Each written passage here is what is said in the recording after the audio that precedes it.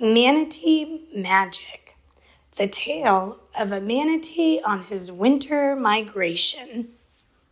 It was just another lazy afternoon on the river. The evenings had begun to get cooler, and manatees were gathering where warm spring water bubbled up through the crevices in the river bend.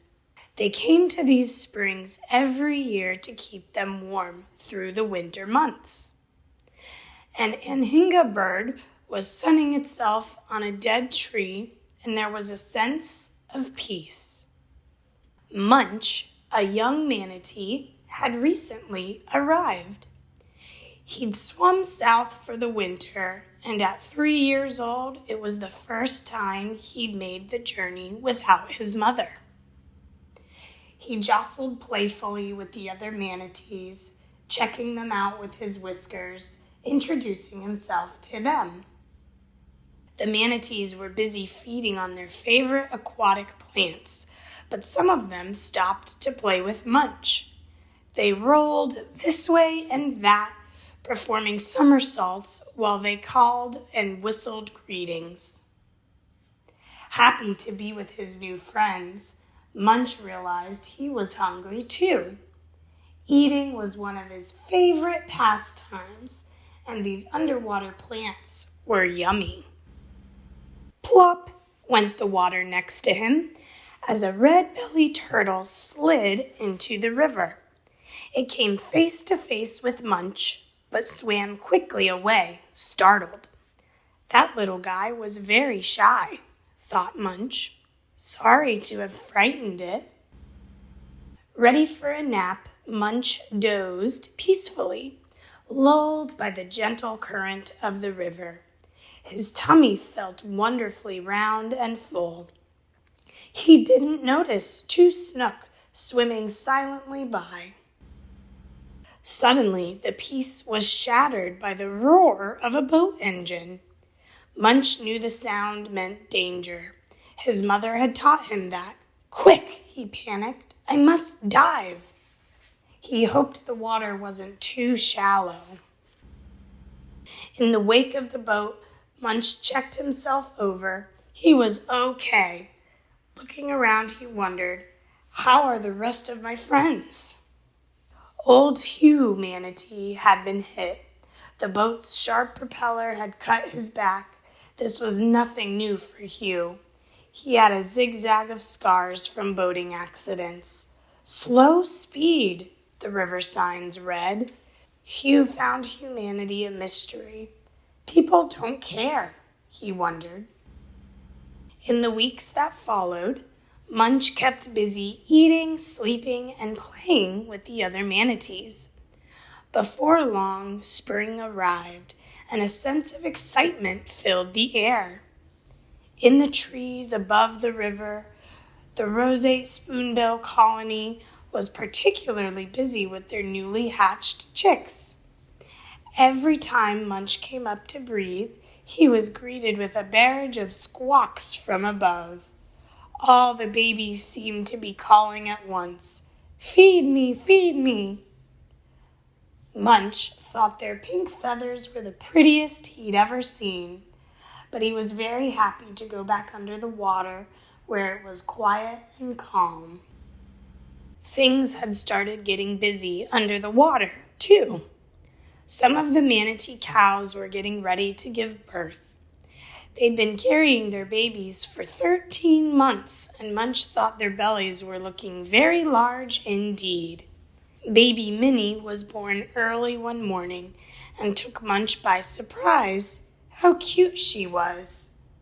He watched as her mother helped her newborn calf to the surface to breathe, encouraging her with squeaks. He marveled at how quickly Minnie started to drink her mother's milk. Minnie stayed close to her mother, sometimes swimming on her back or catching a ride on her tail.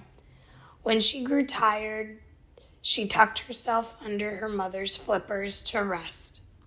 As Minnie grew bigger, she became more curious. Her small black eyes peered out from behind her mother, watching life go on in her underwater wonderland. At 2 months old, Minnie began to nibble on aquatic plants, though she was still feeding on her mother's milk. She found a patch of wavy weed and wondered if she'd like the taste. "Stop!" shouted Munch from nearby. He'd spotted some fishing line and a big fish hook in the weeds and was frightened that Minnie would get tangled in it.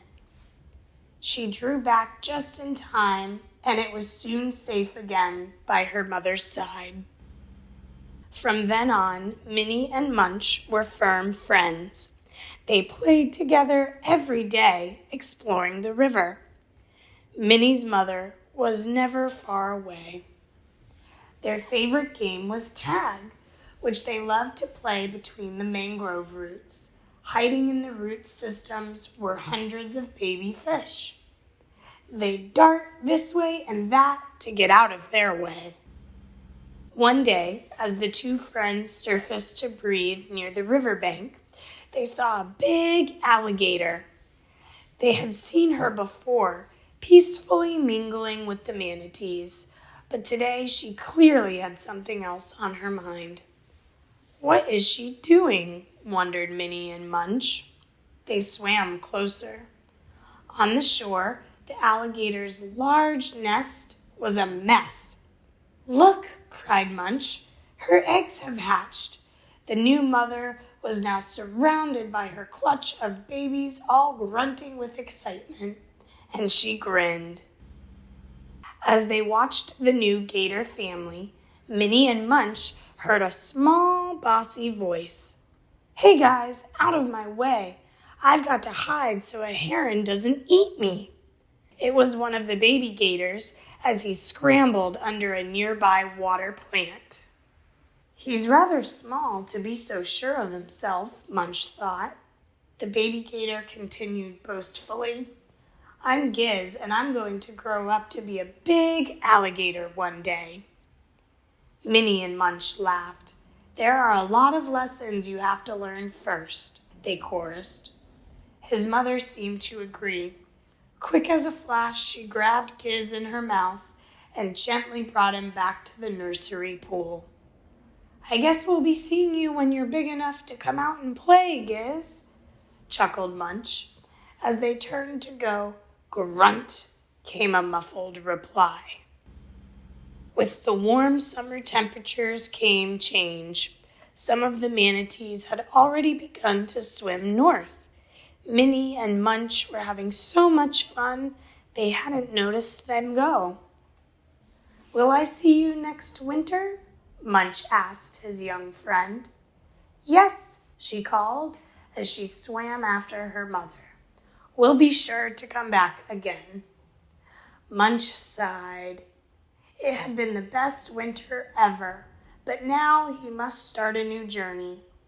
"I wonder what adventures await me," he thought more cheerfully. He started to swim downstream. "I can't wait to find out."